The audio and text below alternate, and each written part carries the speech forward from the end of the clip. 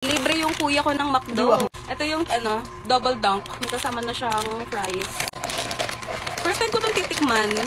Nag-trending na to dati eh. Tapos bumalik lang ngayon, no? May kasama na siyang chili con. Bago nila. Tapos ito yung cheese. Tapos ayan. Yung kanyang burger. Wala pala siya mga gulay. Akala ko may mga gulay siya. Cheese lang pala talaga siya. Tapos isasawsaw mo pa sa cheese ulit.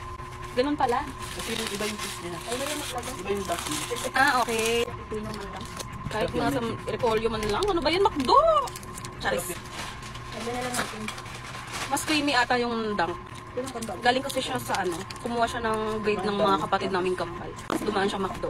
Ito yung chili con. Bago to.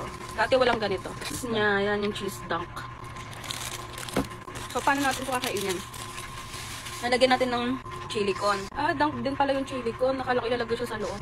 Sa picture. Bakit? Try natin. Ito muna. Anong niya? Ano ang pregnancy mo? Yummy. Wala. Curry lang.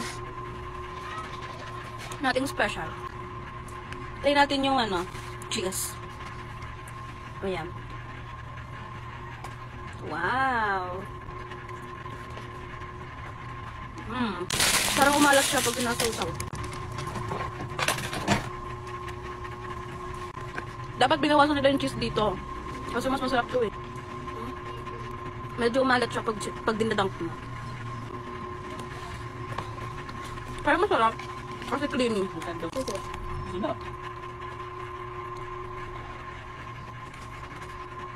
Creamy tong cheese na to.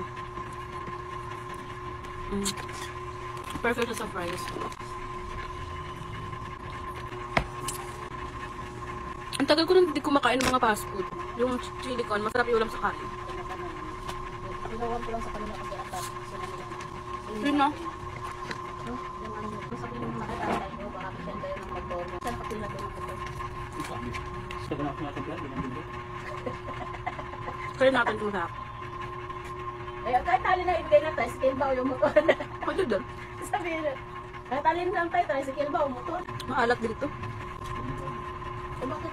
Try natin sabay yung cheese tsaka yung chili con.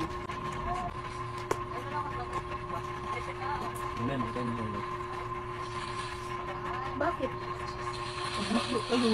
Yan ang magdo ka na din. Top! Box. Isa pala siya paghaluin. Okay pala siya paghaluin. Pag mo lang siya masyadong damihan kasi medyo maalat.